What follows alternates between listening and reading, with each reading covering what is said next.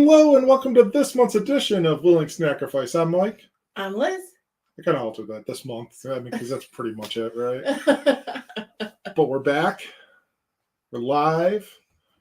It's cold. It's cold. It's a January thaw. That's what I thought was the thing. It's not thawing. It got warmer today. It got up to 32. It's a January thaw. We're thawing out and having some snacks here this second week of January. So we got a lot of snacks to get through tonight. So many snacks. But I know we're going to start out with a Universal Yums box from a country that you're very much looking forward to doing. Yes, we're doing Italy.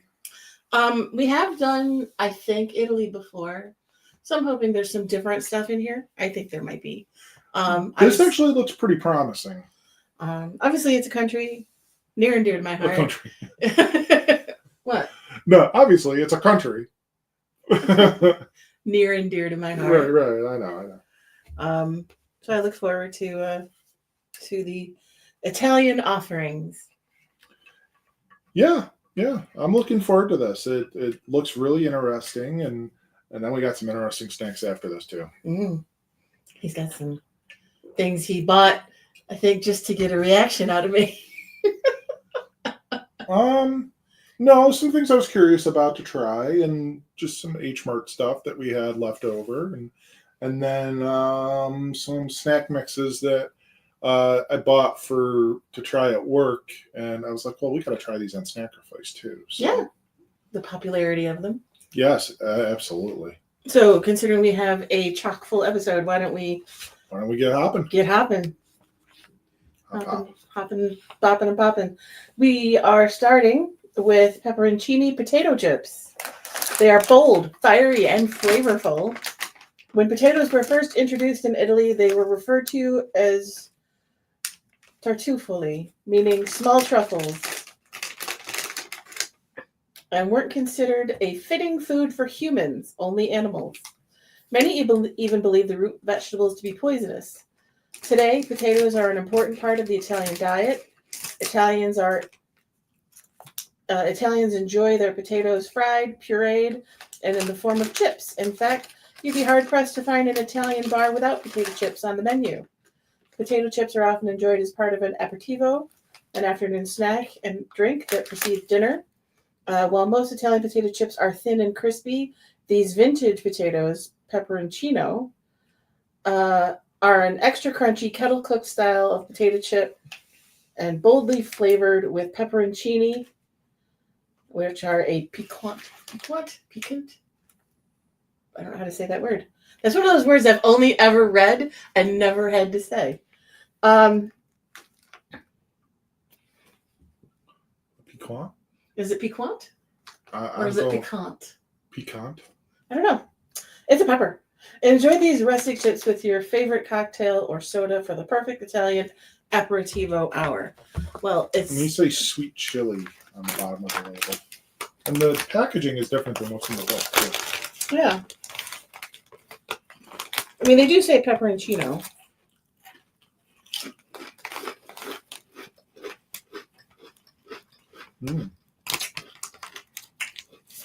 Zesty. Good. I like those. Zesty. It's a good potato flavor. Mm-hmm. Good tater flavor. Good taters, precious.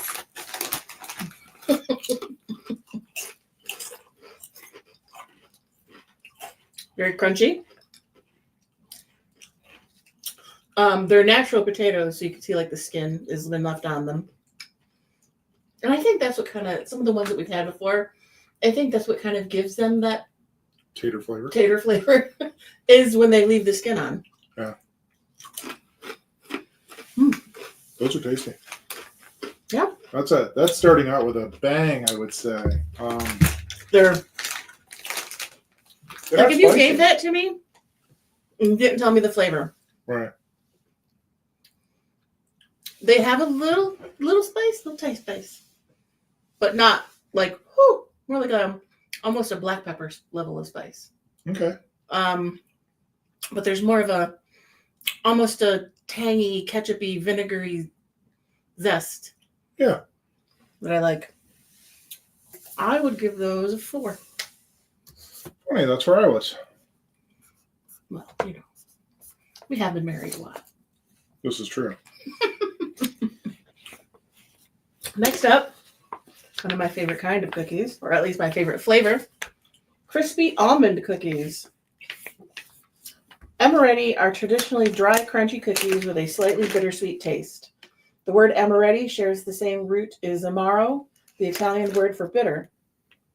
Amaretti are frequently enjoyed as a casual snack accompanying a cup of tea or an espresso, but they're also used as components in other desserts and can be crushed and added to a tiramisu for extra crunch or used as a topping for gelatos or cakes. In the Lombardy and Emilia-Romagna regions, amaretti cookies are combined with mashed pumpkin to make a popular filling for tortelli pasta, a close relative to tortellini. The brand makes these crispy almond cookies. Loreri Master Bakers was founded in 1972 in Matera, a city in the Apulia region that is a UNESCO World Heritage Site. Matera has been continuously occupied since the Paleolithic period, 10,000 BC. I don't think they've been making these cookies that long, but They're little tiny drop cookie type things. they smell good.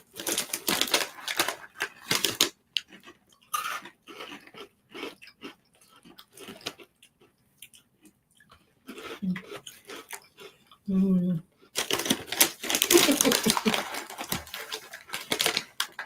Yum.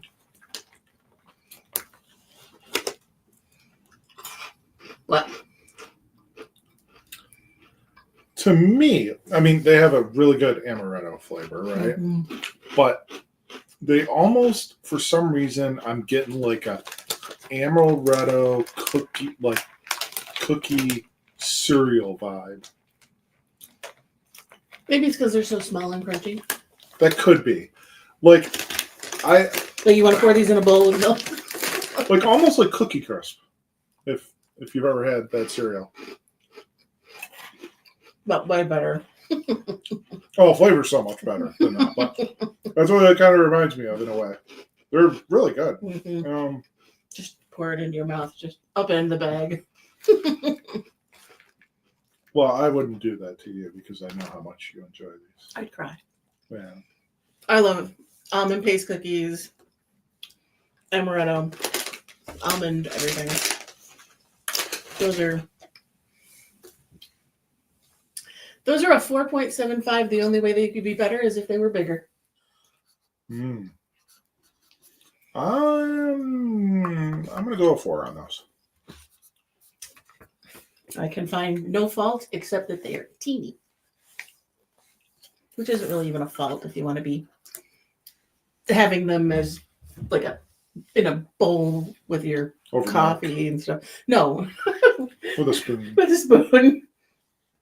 Just saying. So I'm interested in this one because we subjected a friend. We did, and I saw this when I was organizing this, and I went, huh. So we have an Italian import store that's been around for decades. And we went there and tried a bunch of stuff, and some of it was good. I go, we should send this to our friend who has sent us things. Right. So without trying it ourselves, which was our first mistake. Yeah. We didn't buy ourselves one. We just bought some stuff, and we sent it to our friend Allison. Mm-hmm. And then I think we did buy one. I think we did. And tried it after we sent hers. And we're like, oh, we should not have sent that to her. Yeah. Because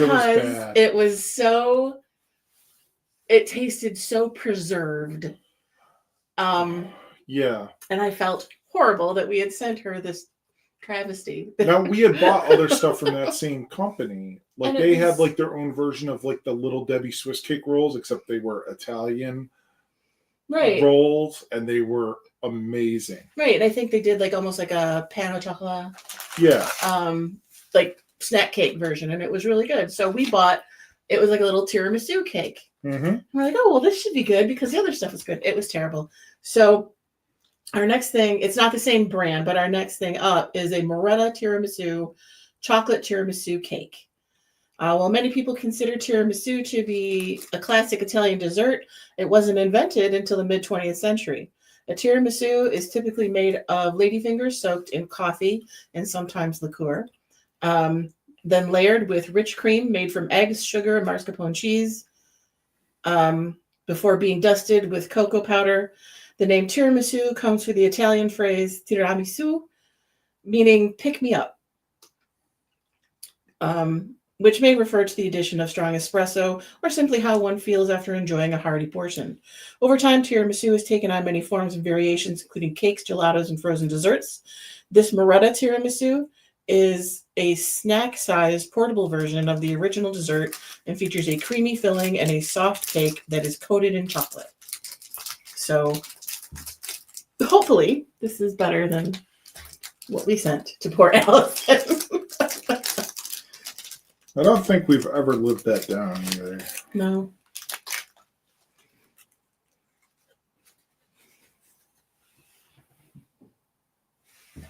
I'll just break it.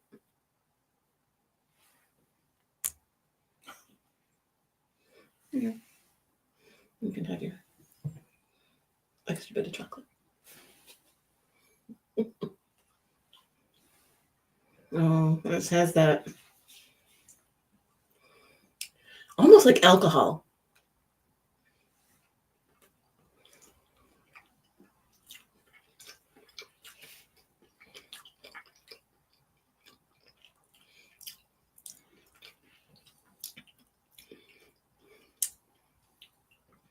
It's not awful. It's very moist. But there is something in it. Some kind of preservative. Do you have the wrapper? And I want to say it almost tastes like Kahlua. That maybe they're using as a preservative. Ingredients: sugar, vegetable oil, syrup, wheat flour, eggs, water, skim milk, whole milk, coffee, whey, natural flavors, emulsifiers, agar. It doesn't say, but it has a strong cheap booze flavor. I don't know how else to explain it. It doesn't taste like a real tiramisu. It doesn't have that light, decadent coffee taste. It tasted like an alcoholic snack cake. To me, I was getting more like almost like a medicinal thing to it. Well, I can get that. Yeah. Not good. Would not buy. Yeah. That's a 1. I was going to go 2. Mm-hmm. That's a generous 2. I gave it a 1 for being moist. Mm-hmm. Other than that, the only flavor I got was like cheap Kahlua, like knockoff brand Kahlua. Not great. Do you want trivia or do you want to power through the facts? Well, tell you what. Your family's You're from Italy. No, not really.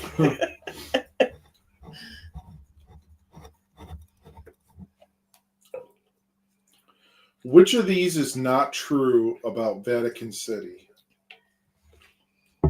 A. Not true. Yes, not true. Okay. A. It's the smallest country in the world. B. It has 50 natural-born citizens. C. It is a hotbed of crime. Or D. It has no prison. B. It has 50 natural-born citizens. That is correct. No one can be a naturalized citizen of Vatican City because it has no delivery room, and thus no one can officially be born there.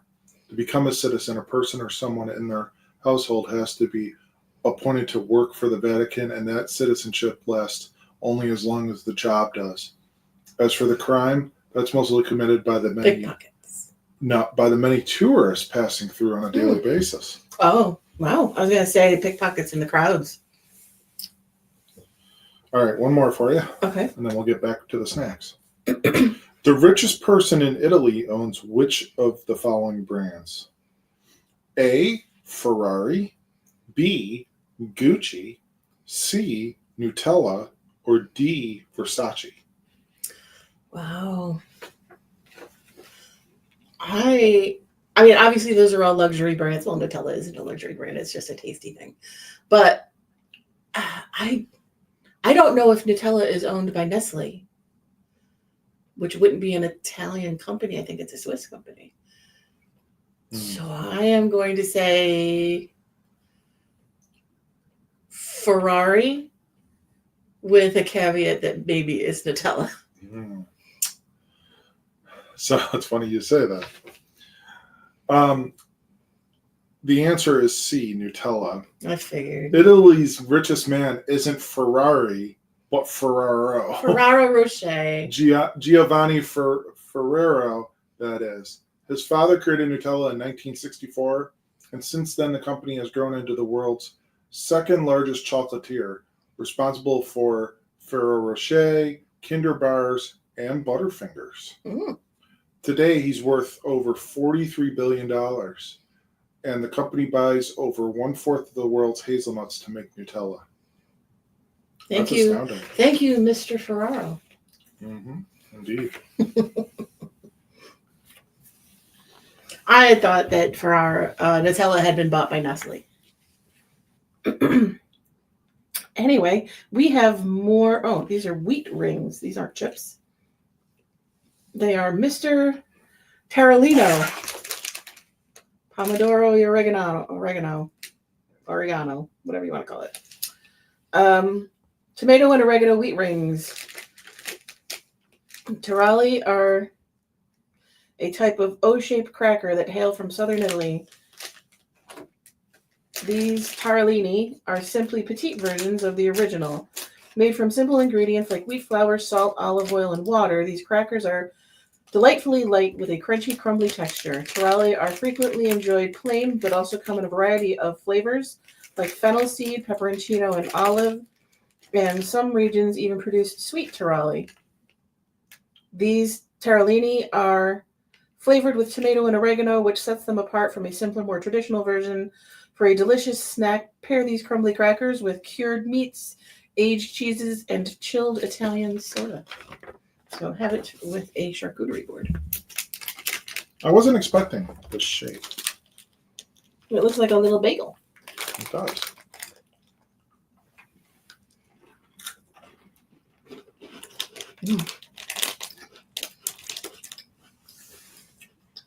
There's like little pizza. I wasn't expecting that texture either. I'm not sure what I was expecting. You weren't expecting any of it. You weren't expecting the shape. So they are crunchy, but they're like a pizza crust. Yeah. And not a chewy one, but like a softer one.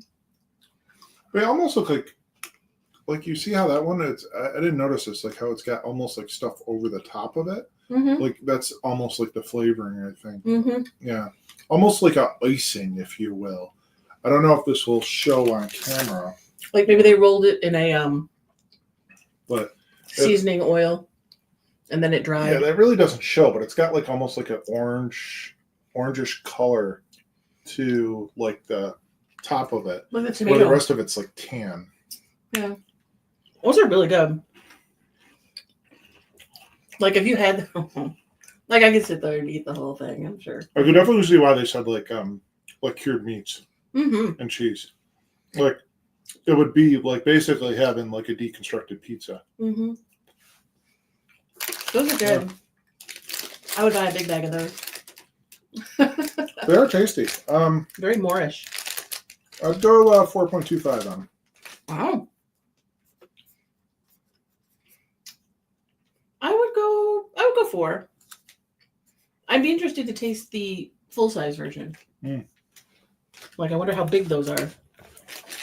If these are the minis. Okay, so this is an interesting one, considering the conversation we had earlier. Next thing up is a milk chocolate bar with pistachio filling. The startling green packaging of this chocolate bar should be a big clue to the flavor inside. Hidden beneath a thin coating of milk chocolate is a smooth pistachio cream and crunchy bits of caramelized pistachios. Pistachios were brought to Sicily from the Middle East during Roman times. They're still grown there today. In fact, Sicily is the sole growing region for pistachios in Italy, responsible for approximately 1% of production worldwide. Pistachios are extremely popular in Italian cuisine, are commonly used in both sweet and savory dishes, but they go particularly well with chocolate. Pistachio trees are harvested only once every 2 years, so make sure you savor every bite in this award-winning chocolate bar. Novi più. So we were talking earlier about the viral Dubai chocolate that's kind of been going around the internet that people have been trying, and there's a local place that is making it, and you can go try it, and they also make a couple desserts that are spin-off of it with like fresh strawberries and the knafa and all that stuff. So it's funny that chocolate and pistachio has come up again this evening. This I don't think has the crunchy bits in, or the crunchy pastry flakes in it that viral chocolate does, but I got crackers stuck in my teeth. I love me some pistachio. So I do too.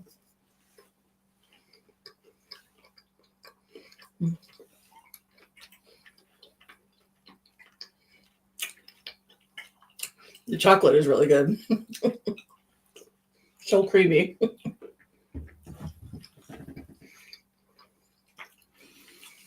I never really gave it much thought to like combine chocolate and pistachio, but it really does work well. Well, you know, we put chocolate with almonds and chocolate with peanuts, chocolate with walnuts, and chocolate with pecans. Why not pistachios?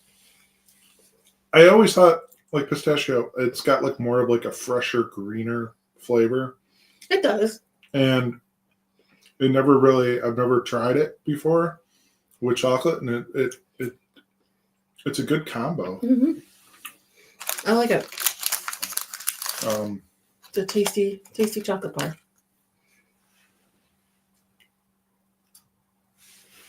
There's just one little piece left. Figured we might as well Enjoy it. finish it off.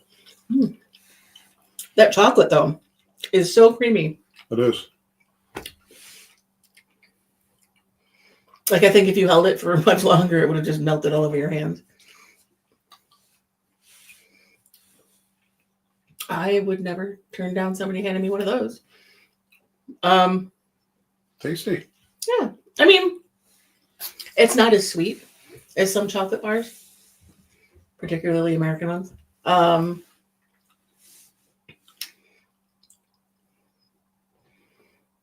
probably give that a 3.75.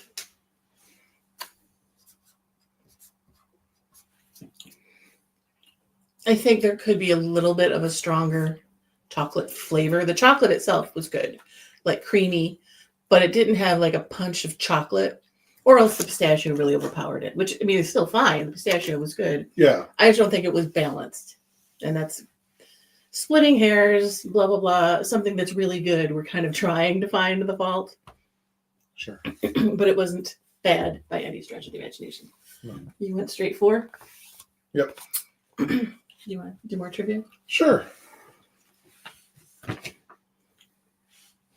I'm on the hot seat. Italy holds a record for the world's largest A, truffle, B, pizza, C, bottle of wine, or D, wheel of cheese. Pizza. It was a trick question. That was my own editorializing. It was A and B, truffle and pizza. Because I've seen the picture of the pizza. Of course, Italy holds not one, but two food-related world records. The biggest truffle ever was found in central Italy, weighing in at 4.16 pounds, and sold for a whopping $61,250. That is an enormous truffle. Yeah. As for the world's largest pizza, it was over 131 feet in diameter and consisted of 19,800 pounds of mozzarella, 1,500 pounds of margarine, and 550 pounds of rock salt. Since no oven could possibly contain a pizza that big, it had to be cooked in 5,000 separate batches. Mm. You know what the rock salt was for? I'm not sure. Number 4. Before Italians started using tomato sauce, they topped their pasta with A, cinnamon, B, honey, C, fruit, or D, olive oil. Olive oil. The answer is B, honey. When the Arabs first brought pasta to Italy in the 13th century, it was served as a sweet dish doused in honey or sugar, or both. Naturally, enjoying such a dish was a sticky affair, so people would eat it by raising an arm and tilting their heads back to catch the dangling noodles. When tomatoes came onto the culinary scene in the 1700s, they took the country by storm, and the original sweet version was mostly forgotten. But who knows? Food is always changing. Maybe honey pasta will make a comeback someday. I have never had honey pasta. All right. Well, we'll give you one more here. Which of Shakespeare's plays were set in Italy? A, Romeo and Juliet. B, Othello. C, Hamlet. Or D, Much Ado About Nothing.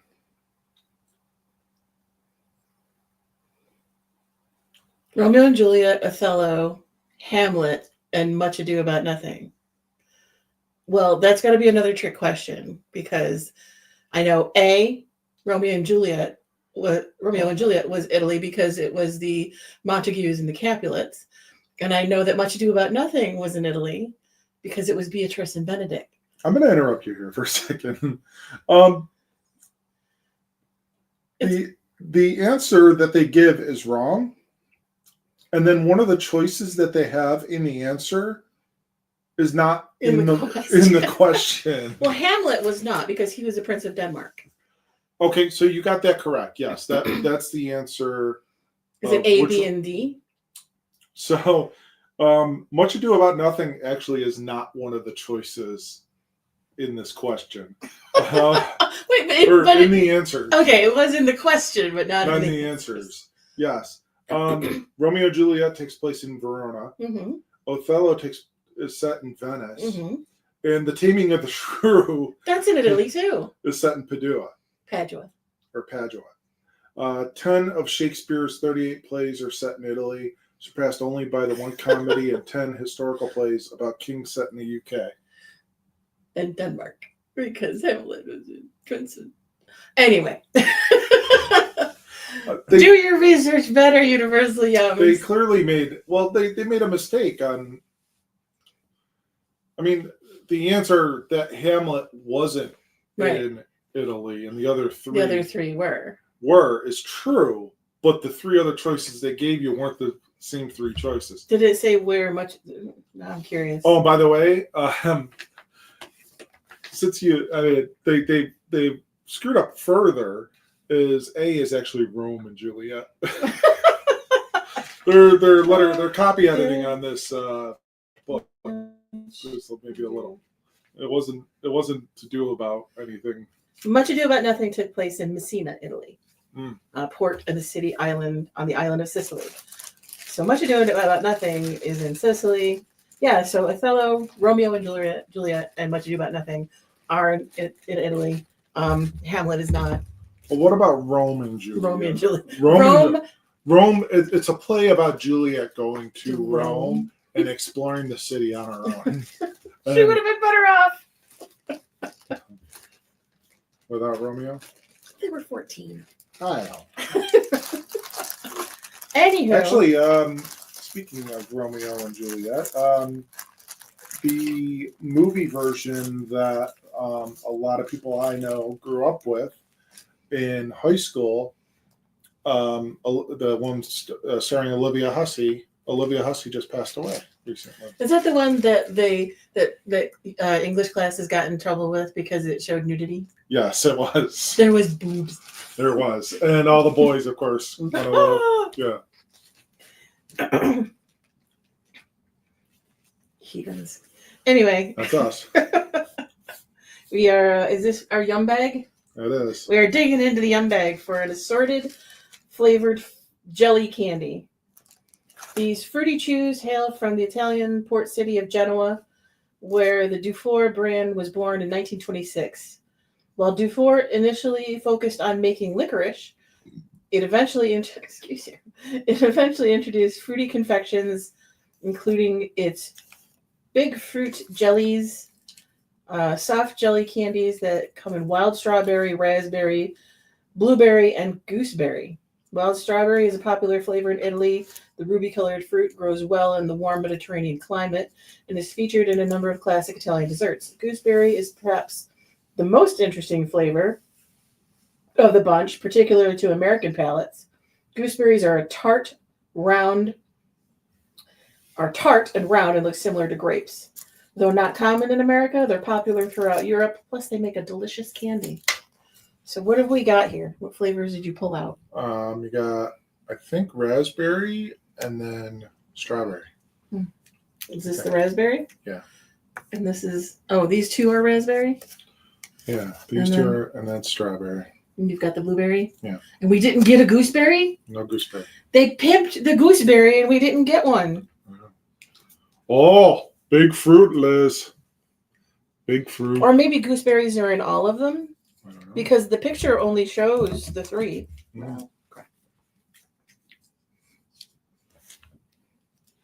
I dropped mine.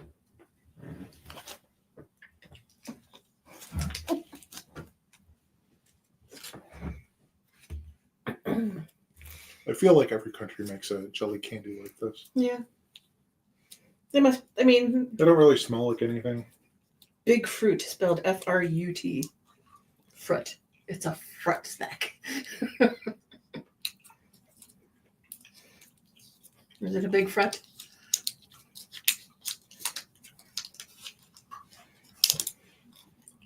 You're right. How can you make something that doesn't have a smell?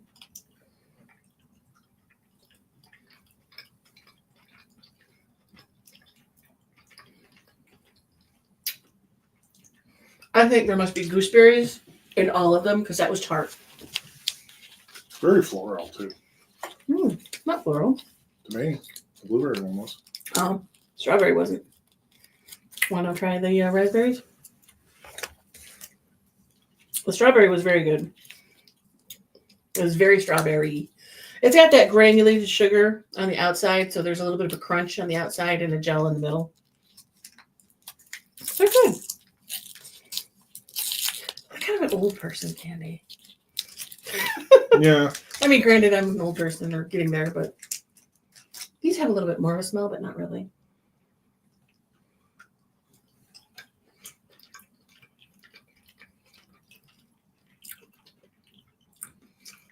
Very raspberry. That one is slightly floral. Almost like perfume. A little sour. 3. Yeah. That's like a very dejected sounding 3. Yeah, they're just kind of middle of the road to me. I wish I had shared the strawberry with you because the strawberry was redeeming. I'll give it a 3.25. Oh. 0.25 for the strawberry.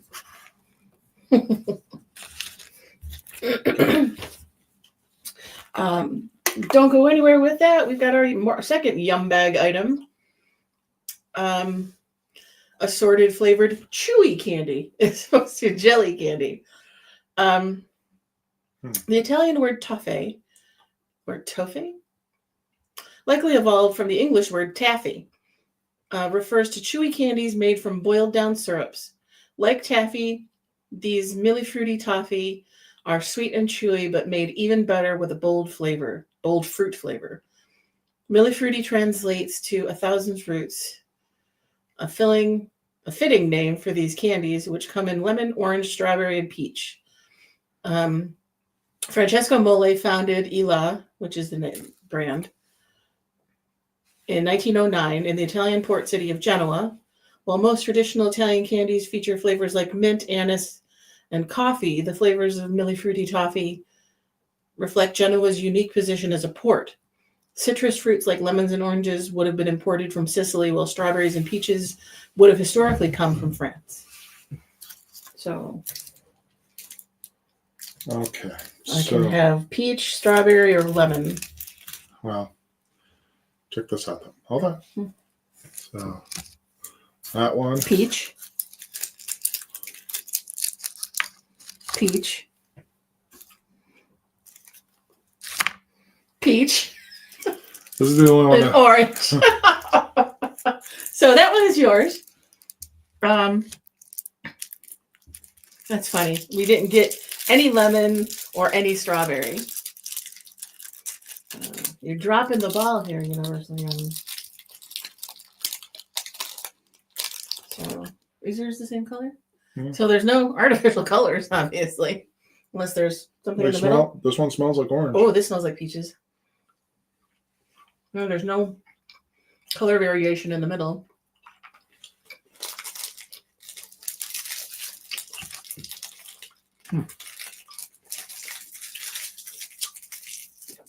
They feel so hard,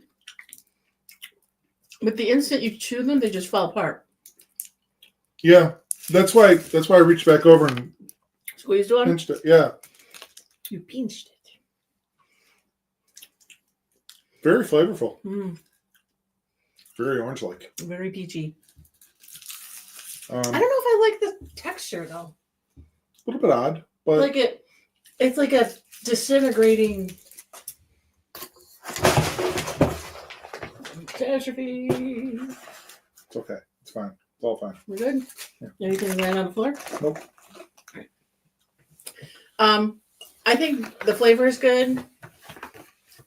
It's fine. I don't know what else to say. It's fine, but I don't know that I would. I think I want to try the lemon or the strawberry to be able to make a good judgment.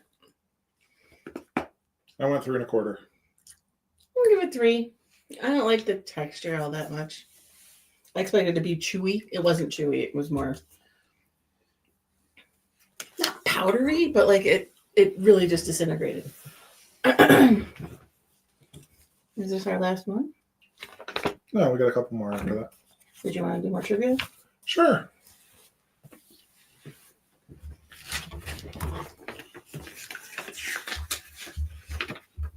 We'll hit you with the last few trivia here. Okay. The average Italian eats 70 pounds of blank per year. A, garlic bread. B, pasta. C, tiramisu. Or D, mozzarella. Pasta. The answer is B, pasta, yeah. Spaghetti is the most popular type of pasta consumed in Italy, while regional preferences vary. Northern Italy typically serves more tortellini or pappardelle, while in southern Italy, orchetti and cavatelli are more popular. Okay, so number 7. At what point is salad traditionally eaten during an Italian meal? At the end. That's not even one of the choices. Okay. A, as the first course. B, with the main dish. C, after the main dish. Or D, for dessert. After the main dish. So the answer says C, but A is more typical today. Yes. It has long been thought that eating salad later in the meal helps with digestion. So it was usually eaten after a first course of carbs or soup, but before dessert. And obviously, the family that I have that immigrated to the United States from Italy came at a time over 100 years ago at this point. So maybe the norms then are not the norms now. But growing up, salad was last. Like before dessert. It was the last part of the actual meal. Like you ate all of your stuff on your plate and then you had some salad. Right. So, and again, in the United States, it comes out before your dinner. Sure. I don't know if it's that way in other parts of Europe as well, that it's before or after. But I think it's more universal now to be part of the before. Right. Right. Not to what that they were talking about it on a local radio show today about the Olive Garden, and the first thing they serve you is salad and breadsticks, and like as like almost like your appetizer. Yeah, and in now bread is the breadsticks in more traditional, it would be the breadsticks first, and then you would get your main dish, and then the salad after the main dish. Bread goes through the whole meal because bread is used as kind of like, obviously we're not talking fine dining, we're talking about eating at home. Right. Bread is almost a secondary utensil because you eat your food and then you sop up the sauce a little bit, or eat it with your olive oil or whatever that's on your plate. Your gravy. Don't even. So seeing bread and salad at the beginning is not what I would say traditional, but right. That's based on. I gotcha. All right, one more for you. Okay. Italy has more blank than any other country. A, restaurants. B, fountains. C, clowns. Or D, hotel rooms. Fountains. The answer is actually D. Hotel rooms. Yeah, hotel rooms. Wow. Yeah, you're kind of thankful that it's not clowns. Right? well, that. Because I was thinking mimes. That's. Yeah. Italy is a top destination for travelers, and in some cases, tourists outnumber residents. Some believe that since its population is dwindling, Venice will eventually be only a tourist town. Hotel options range from well-known chains to unique boutique spots with something for pretty much everyone. That concludes your trivia. Is it like the most in Europe? Or just the most anywhere? As more than any other European country. Okay, I was like, no, just the United States has got way more hotels. But I didn't. Yeah. I skipped over the European part. So I can't have this next one. It's going to be all you. All right. I'll take one for the team. Pasticcino Mandorlato Arancia. And almond. You're probably kicking yourself that you can't have these. Yeah. You'll let me smell them. Almond and orange flavored cookies. Pasticcino means little pastry. And the term encompasses all manner of small Italian baked goods, from cannolis to cookies to meringues. These Pasticcino Mandorlato Arancia are small cookies that are crispy on the outside with a soft, tender interior, flavored with rich almonds and fragrant orange. These cookies offer the classic flavors of Sicily. The universe decided, for those of you who are not aware, that Sicilian roots or not, it's going to make me allergic to oranges. So they're wrapped in a bag and then a piece of paper on the outside of that bag, and then wrapped individually in plastic. There's a lot of packaging. Yeah. But hey, they're probably very well preserved. Thanks to the warm Mediterranean climate, almonds and oranges grow abundantly on the island of Sicily, and traders likely brought both from the Middle East sometime between 2000 and 1000 BC. Pasticcini are ideal as an afternoon treat and go especially well with tea or a cup of strong coffee. If you want to enjoy these the Italian way, be sure to pair them with an espresso. So, can I sniff? Oh, I can smell the orange. They're very orange forward.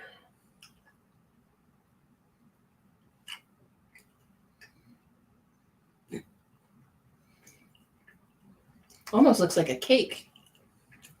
Like a little cake. Wow. That is a lot of orange. That's more orange than the candy I just had. Yeah, I can smell it from here.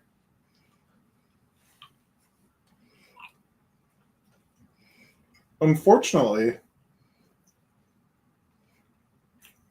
okay.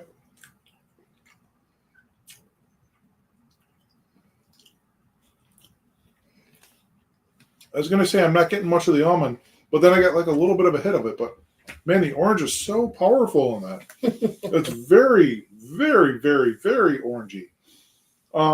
It's not a bad thing. I enjoyed it. It was very Dense. dense, but like not hard, like very chewy. Like it was good. It was a good like mix there. Like it had like it was like an outer crust, but it was kind of chewy on the inside. Because it did say crispy exterior with a soft, tender interior. Yeah. They did a nice job with that. A nice, I mean, like as far as like a mass produced Almost snack cake ish kind of thing. But didn't taste overly preservatively, like heavily preservative. Did the orange taste like real orange, or did it taste like fake orange? Real. I'm gonna go 3.5 on those. Wow. Why'd you say wow? Yeah, just because they're like a snack cake, and they snack cakes don't perform well often on Universal Yums, we have to say. So you get to bring those and show those at work if you want. Or just eat them with my coffee. For your coffee. Next up, we have a hazelnut chocolate bar. This delectable chocolate bar features rich and creamy gianduja, a paste made from chocolate, hazelnuts, and sugar. After Christopher Columbus brought I've seen back... that word before. I have, and I don't know how to say it, so I apologize. I don't know how the J is pronounced in Italian. After Christopher Columbus brought back cocoa beans from one of his voyages across the Atlantic Ocean, chocolate slowly spread throughout Europe. During Napoleon's regency in the early 19th century, cocoa became increasingly expensive owing to blockades on products coming from the United Kingdom.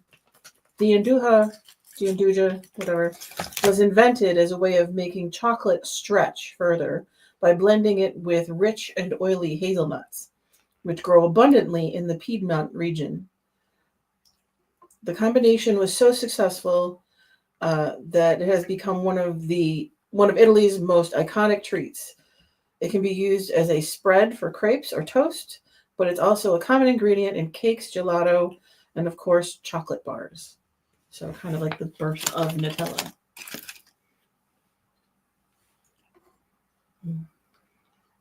It feels like that pistachio bar that we had earlier, Mm-hmm. with the same feel like as for the chocolate. More chocolatey. It's got more flavor than that exterior of that bar had. So we're familiar with chocolate bars that taste like this because Aldi has a brand called Chocolate. And all of their milk chocolate is blended with hazelnut. So it has that same creamy consistency and slightly nutty taste. It's delicious. It's very creamy. If I hadn't had Aldi Chocolate brand, I would probably be like, oh my God, it's a block of Nutella. But yeah, I mean, it's good. It's just not anything I haven't had before. It's not novel. Right. It's interesting to have like somebody else's take on it. Mm-hmm. It's very I mean, it's definitely more chocolate than hazelnut because I can definitely taste the chocolate. Yeah. But the hazelnut does give it a different texture and a little bit different mouth feel. I know some friends of ours don't like that word. I would give that. I would give that a 3.25. Okay. I'm not going to turn it away. You can go 3.75 on that. Mm. Now this is our last snack from The Italy. early box. The garlic and parsley bruschetta bites. Founded in 1978 in Torino, La Mole began as a bakery specializing in Turinese breadsticks. The company has since grown and expanded its offerings to include a range of sweet and salty baked goods. These crispy breadsticks. Okay. It says sticks, but these crispy breadsticks take inspiration from the classic Italian dish bruschetta, which is made from stale or toasted bread and a variety of toppings, including olive oil, garlic, tomatoes, salumi, cheese, or herbs. These pantosto, aglio, and prezzemolo feature a simple combination of garlic and parsley and make for the perfect savory, salty snack. Toasted bread products like bread chips, breadsticks, and fette biscottate, a slightly sweet bread cracker, are popular throughout Italy and enjoyed as simple snacks or incorporated into meals. I think we have had these before. Something similar. Actually, we had something from H Mart that was similar to this. Oh, okay. The Sun Chips. Oh, okay. I pulled the strip off at the top of the package, and as soon as I did, it slightly opened the bag, which does have like a Ziploc thing. Mm-hmm. But man, the garlic that came out of this. I was surprised it didn't pause you like while you were reading the description. Because you're holding it away from me. Oh, it smells so good. And, so they look like little heels of bread. Yeah. Or little rolls that they've allowed to go stale or go crispy. Mm. Mm.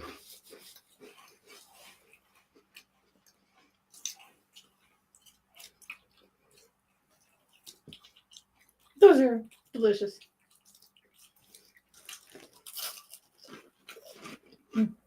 You could break these up and put them over a salad easily.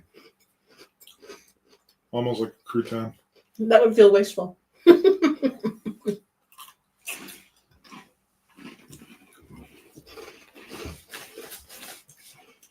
They're like that consistency, though. That's what I'm getting at. Oh, yeah. They're really light, crispy, delicious. This is the box apologizing to me for the orange that I could not have. Tons of seasoning, by the way. I don't know if you can see that on the camera or not, but there is so much like parsley and garlic.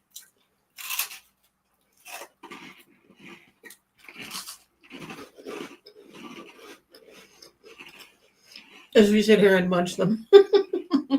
We'll sacrifice the ASMR version. I was going to say, this is like the crunchiest episode ever. Just for this snack right here. Mm.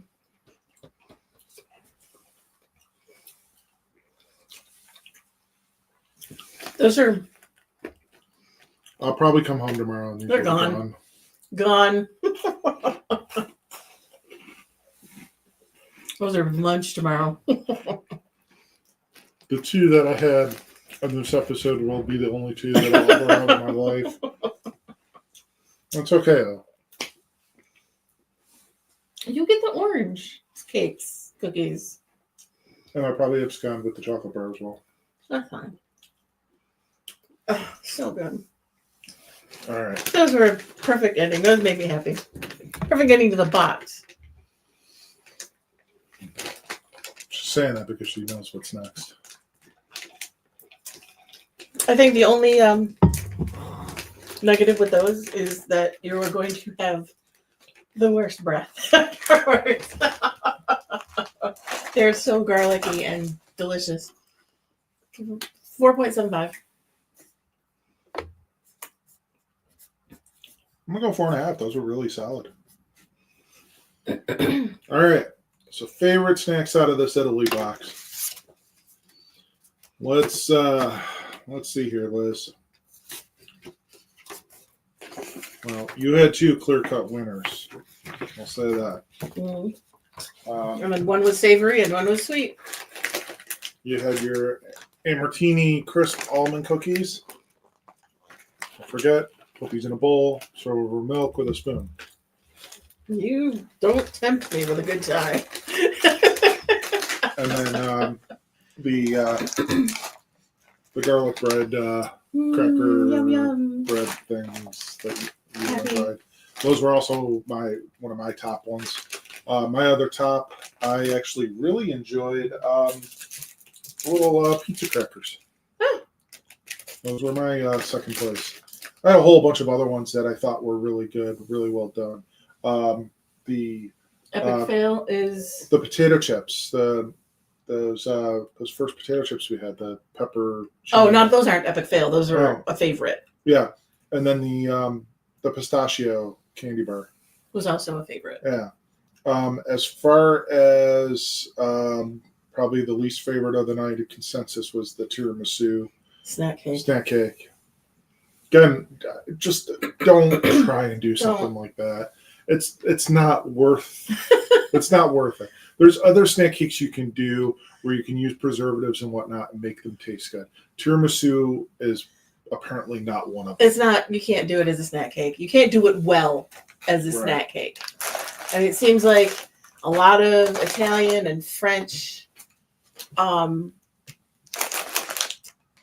commercial bakeries have tried, and we have yet to find a commercially produced tiramisu that doesn't taste weirdly alcoholic or preserved. I don't know if it's because the flavors that are in a traditional tiramisu are so delicate that the preservatives just overwhelm them. I don't know. I don't know why, but yeah, Italy solid. Very solid box tonight. That was a definite hit of a box there. Lots of ratings. I mean, other than that tiramisu, everything else was over a 3. Yeah, or 3 or higher for us. Which is always a good sign. Yeah, and it's like sometimes I think, oh, did we do this while we were hungry, so everything tastes a little bit better?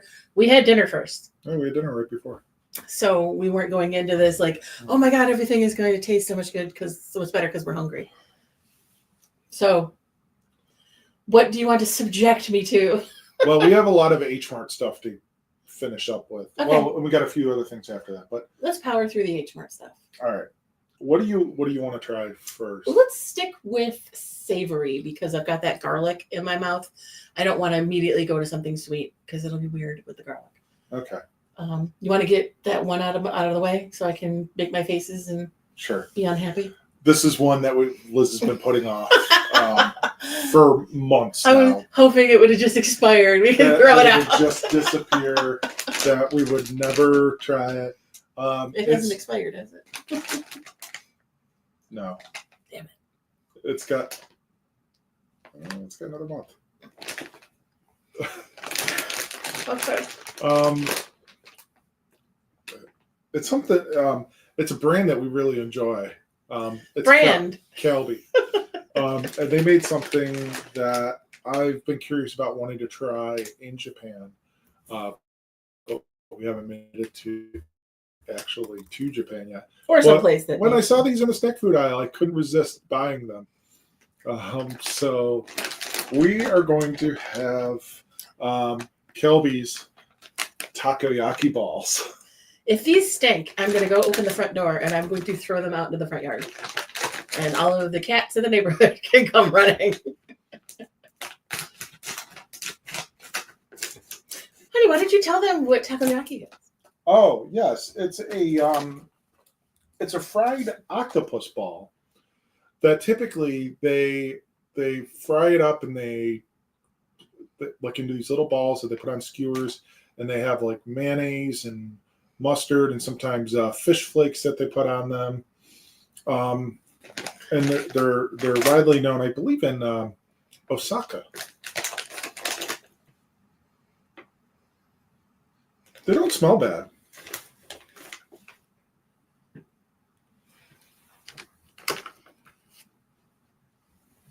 They're like almost like the little like cheese balls that you would get, like the Planters cheese balls or Utz mix cheese balls. You know. I feel like I can see like seaweed in them.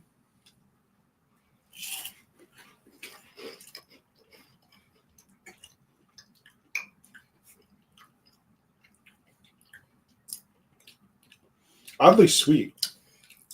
I gotta go see octopus. Is there actually octopus in them? I don't know. There's fish something. Might be just a seaweed, but They're not bad. corn, palm oil, sugar, salt, monosodium glutamate, seaweed, soy protein, onion powder, spices, garlic powder, milk solid, soy sauce, artificial flavor, parsley, citric acid, paprika. The fishy flavor is the seaweed. There's no actual octopus in it. Yeah.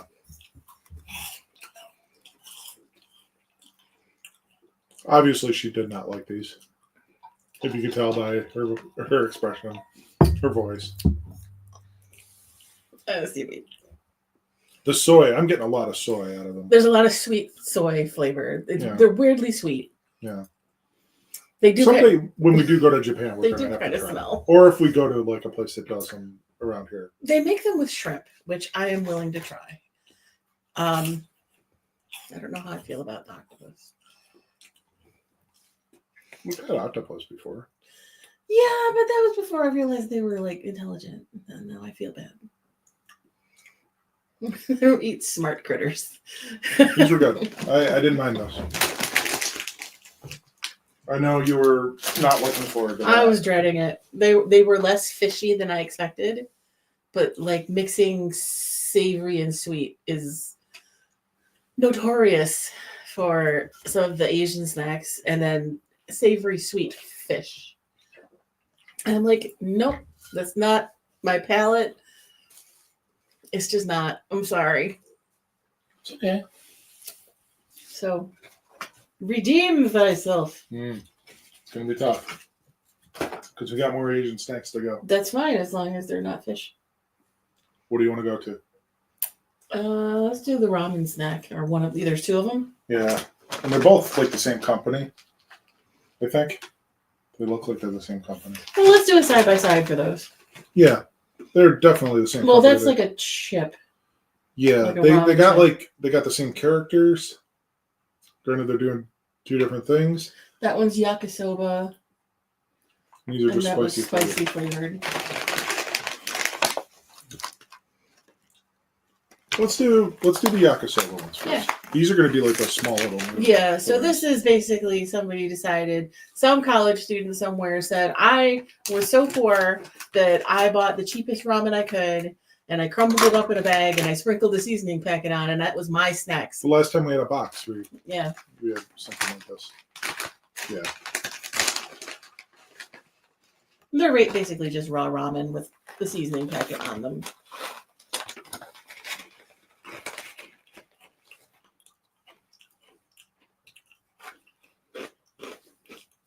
Not objectionable. No, very Very salty. They're actually not. They're actually better than some of the other ones we've had, I think. Yeah.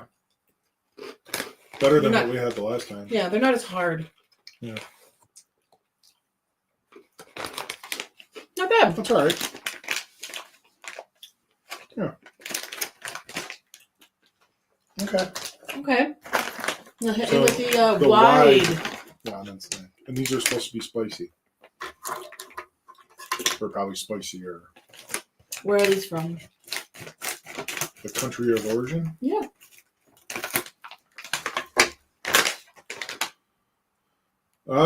Taiwan, it says. Yeah, product of Taiwan. Cool.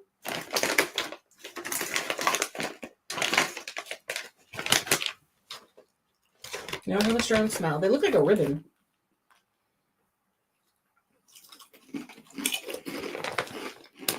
Beefy.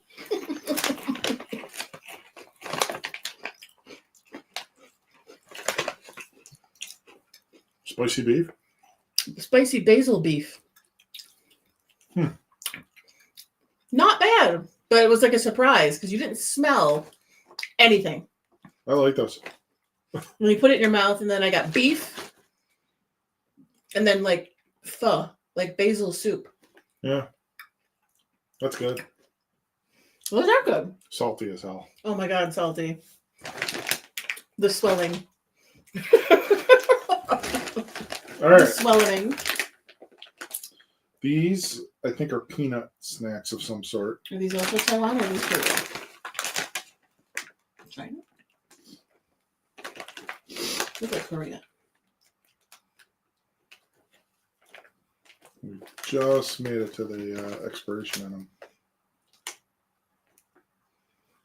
Korea. Yeah.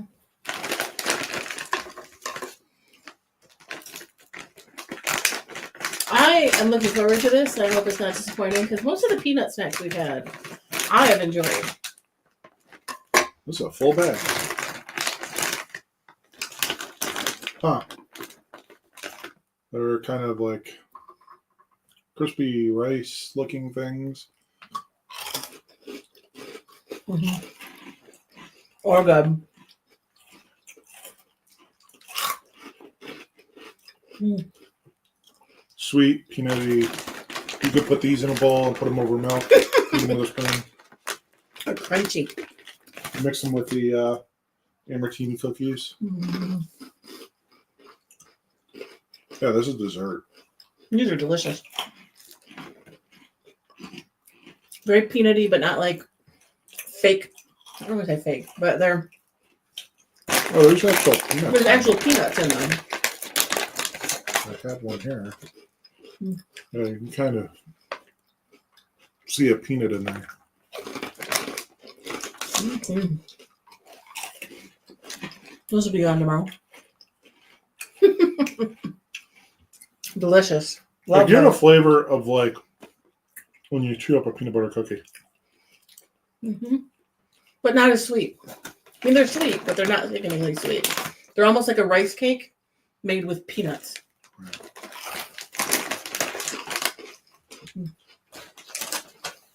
All Those right. make me happy. Like those. Good. Keep going. Keep up the good work. All right. One more Asian snack. And these are a product of Thailand. Everybody has probably had maybe a snack of this sort, or you're familiar with them. If you have kids, maybe your kids have had them. We have Pocky. These are banana cream covered cocoa biscuits. Now, I love a banana cream pie. I've liked some of the banana cream snack cakes we've gotten. But a banana cream Pocky. I don't expect a lot from the stick. It says a cocoa stick, like it's going to be chocolate flavored. It's not going to have chocolate flavor. Oh, man. As soon as I opened it, I could smell banana. Banana.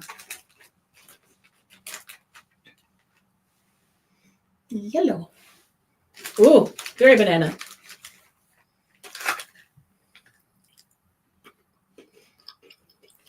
It's got like that Runts banana flavor smell.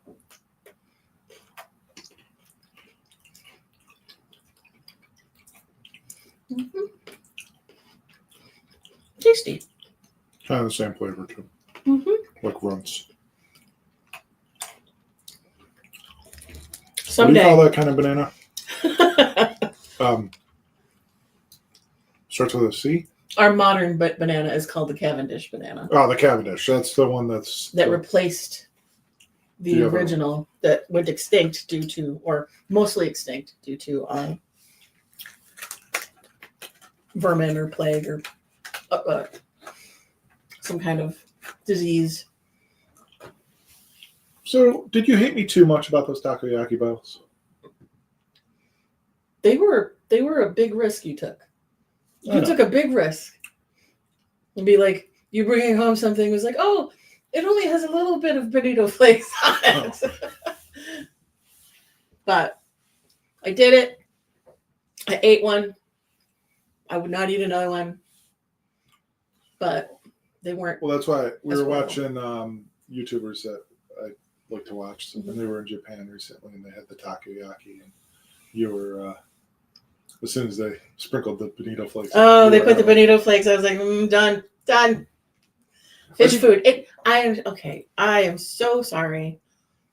I do not have maybe I won't even say a sophisticated palate, but an international palate enough to enjoy really fishy fish things.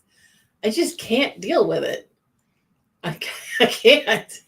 And bonito flakes taste and smell like fish flakes that you feed to your goldfish.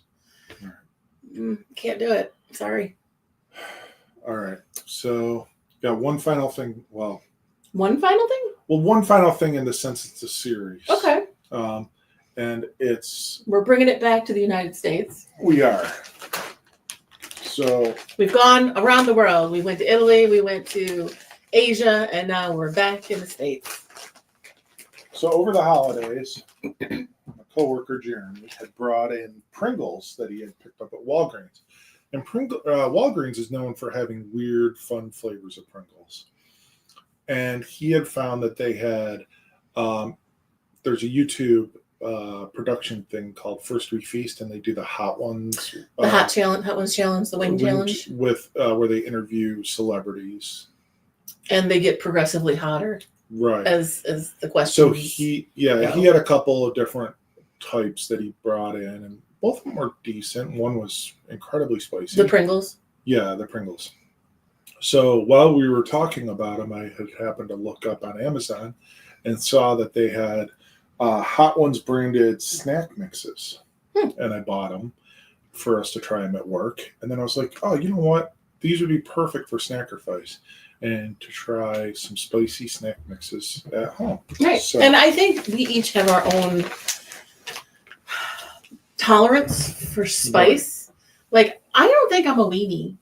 Right. I think you are more sensitive to spices than I am.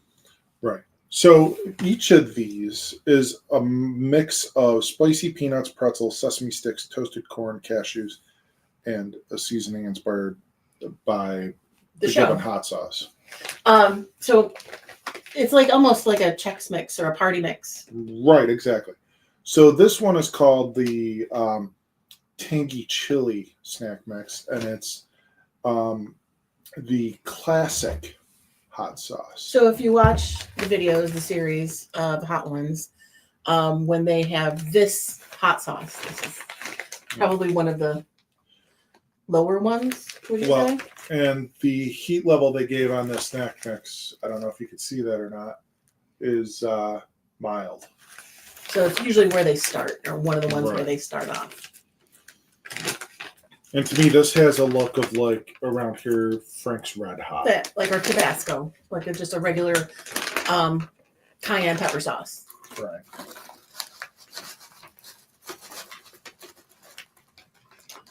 So I think I'm going to go with like the pretzel for all of these to be the comparison.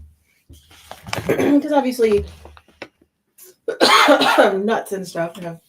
Oh, it says red chili and cider vinegar. It's definitely Frank's Red Hot, pretty much.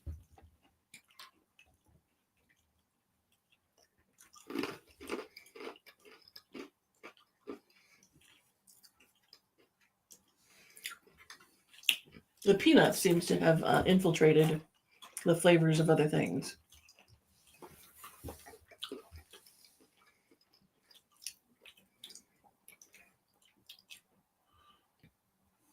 It's Frank's Red Hot. Yeah. To me, that one's got a good amount of heat, though. Yeah. Like. It sits right in the middle of the tongue. Yep. You wouldn't want to breathe in while you're eating these because the dust would just attack your throat. I think this is also one of those things that the more you eat of it, the spicier it gets. As you build up the spice in your mouth.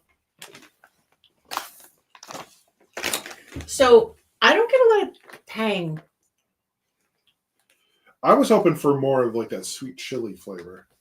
And I didn't feel like I got that. Yeah, this was just hot for the sake of being hot.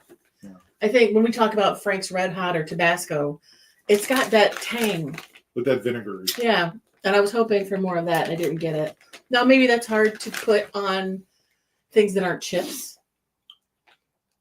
Right. I don't know. Yeah, when it's a tangy chili, I was hoping almost like the chili sauce or like the red pepper flakes kind of flavor. Yeah. That's what I was kind of hoping for. All Not bad. Still good. Definitely spicy. I'm ready to go up to the next level here. Okay. So this one, the heat level is considered medium, and it's their smoky sweet snack mix, and it's using the Los Calientes Verde sauce. Los Calientes. This is where I thought it got a little interesting. Oh, I haven't tried these. I think Mike has I did. dipped into them. So, can I see the bag? It says it is green chili and sweet fruit. So, maybe like a pineapple.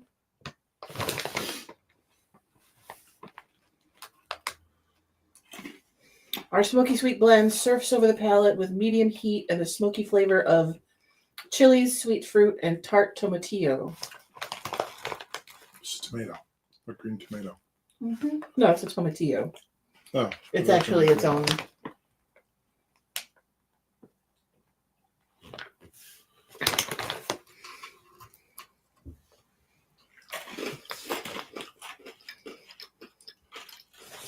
I get the smoky. There wasn't a lot of seasoning on that pretzel.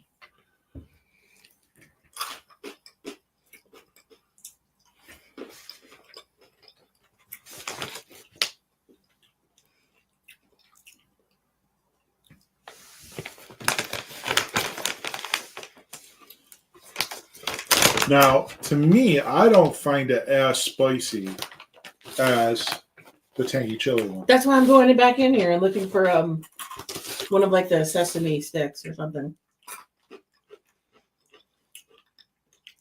It tastes like taco seasoning. It's spicy. It's not as spicy as the tangy chili. The tangy chili. Yeah. Not bad.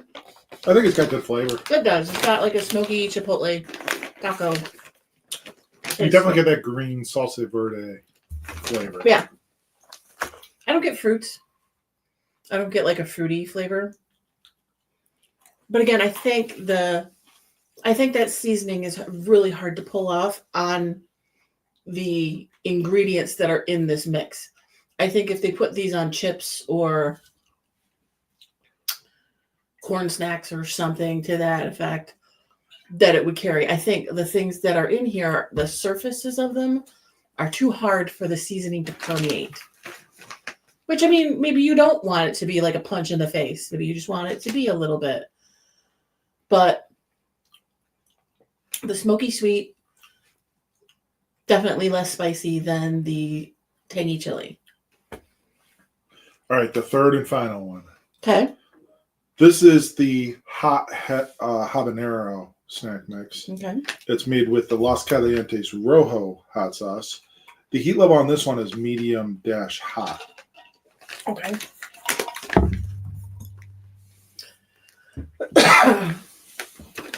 Definitely feeling the heat rising. It's not the heat on my tongue. It's the tickle on the back of my throat from these. I'm trying not to breathe in. Talking isn't helping. Okay. Can I see the bag? Our hot habanero blend balances sweet tropical fruit with tongue-tingling medium hot spice. Tingle. Does it tingle the tangle of the tongue?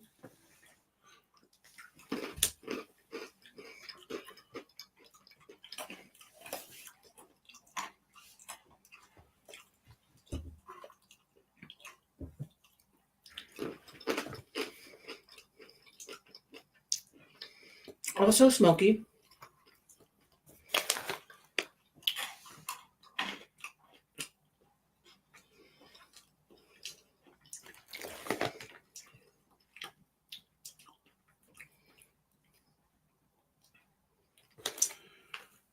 This one, I got like the huge amount of smoke and then the fruit. Yeah. I don't find it as spicy as the tangy chili one. I take like eat it like you were going to eat it. Like take like a couple of cashews or whatever. This is the hottest one. It says that from just experiencing these, just have like a few and eat them all at once, because that's what I did. I didn't get a good taste off of a single, so I put a bunch in my mouth. I definitely, because I wanted to taste that smoke flavor. These are the spiciest, these are the spiciest. Then the smoky sweet. Now the habanero has a sweet apricot that balances it. I think it's the best balance of spices, but it is the hottest one. I like the flavor of it the best. Oh, yeah. It's It actually has the most diverse flavor, I guess you could say. It's like you get smoky, you get sweet, you get spice, you get heat. The other two, you just get one is smoky and one isn't. Right. They could do that classic one better by doing whatever they do with like salt and vinegar potato chips, whatever that vinegar flavor is. Throwing a little bit on there, almost make it like a buffalo wing flavor. Some fun snack mixes though, yeah. Yeah, definitely spicy. I don't usually reach for the spicy stuff, with the exception of the fall seasonal taki flavor, which is the zombie takis that are cucumber lime habanero. Those are my jam. Well, yeah. Yeah, they're all right. It was just like one of those fun like Gonna be all you, I think, though. Yeah. Like I don't mind heat. I don't mind spice. I don't like it for the sake of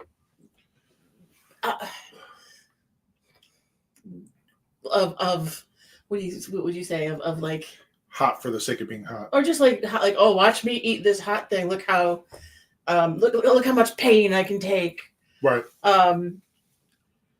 I don't like any of those one chip challenge or any of those like I think they got rid of that. Like I think people got sick or whatever, or any of that stuff that is just hot for the sake of showing off or a party trick or things like that. And I think it needs to have flavor. It can't just be hot. Sure. Yeah, those will probably end up going back to work, and I'll share them. Yeah, like they weren't bad, but I'm never going to reach for them. Right. Yeah. But yeah, those were fun. The box was fun. The whole night, what was your favorite thing? Ooh. I mean, I'd probably gravitate towards those garlic chips. Those garlic things we had at the end of the Italian box? Yeah. So I was surprised at how good the takoyaki balls were too. Those were surprised. Like I was surprised they weren't awful. Like I was really just like fish bombs.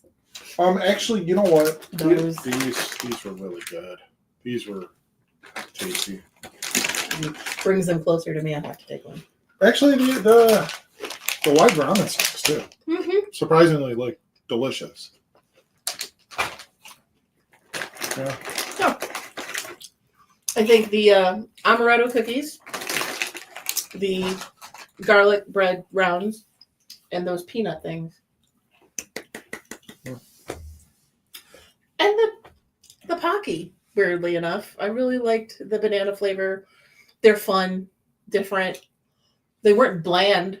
No. A lot of the Pocky you get is just bland. Yeah. But this was fun. Yeah. I had a good time with this. Yeah. Stay tuned. We have it's a little bit of an end of an era. We got one more Universal Yums box to go, and it's a different kind of box too. Yeah, it's not a country. Is it? Well, no, it isn't.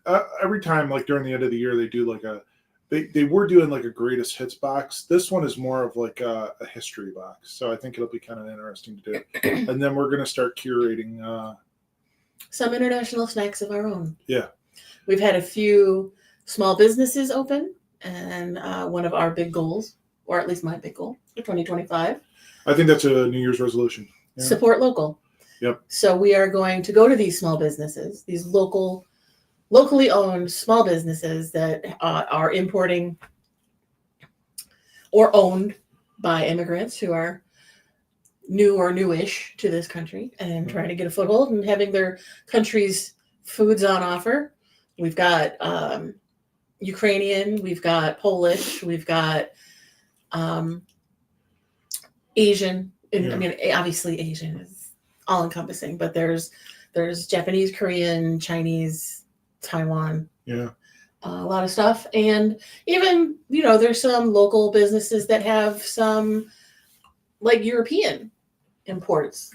There's some Greek and Spanish. I'm interested so the thing is, all of us, or most of us, have been exposed to Mexican food.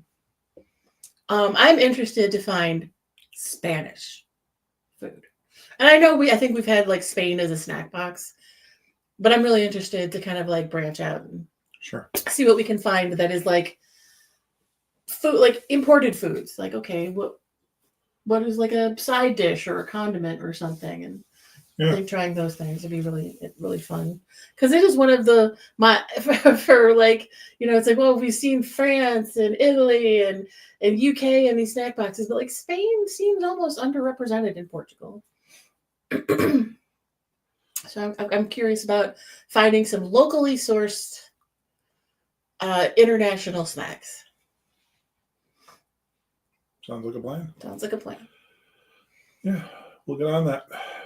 Hopefully you'll enjoy our videos. I know we get a lot of comments when we're out. It's very strange. Yes. So, but we appreciate that. If you see us out and you're like, oh, hey, willing sacrifice, that actually, at first it's very strange. At first I'm like, oh, wow, somebody, I have no idea who you are, and you have watched me on Facebook or YouTube or wherever you've seen this.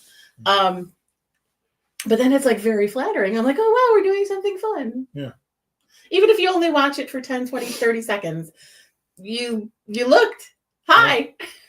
Yeah. If you've watched the last like 2 minutes. If you watched the last 2 minutes. Hi. Hi.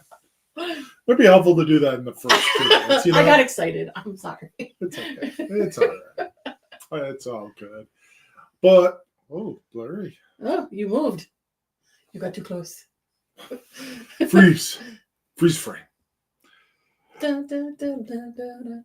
Exactly. What do you say? Why don't we get out of here for tonight? Stay tuned to our Facebook page, our YouTube channel, all that good stuff, so you can keep up with all of our snacking around the world. See what we can find in Western New York. You mentioned other countries. We might be able to find stuff that's actually local. That's even from Western New York. It's hard though, because you mentioned a dessert place earlier tonight. Oh right, they do Dubai chocolate. Yeah, maybe we do like a quick little hit episode from of stuff from them. We almost went there and had dessert for dinner. It was tempting. It was tempting.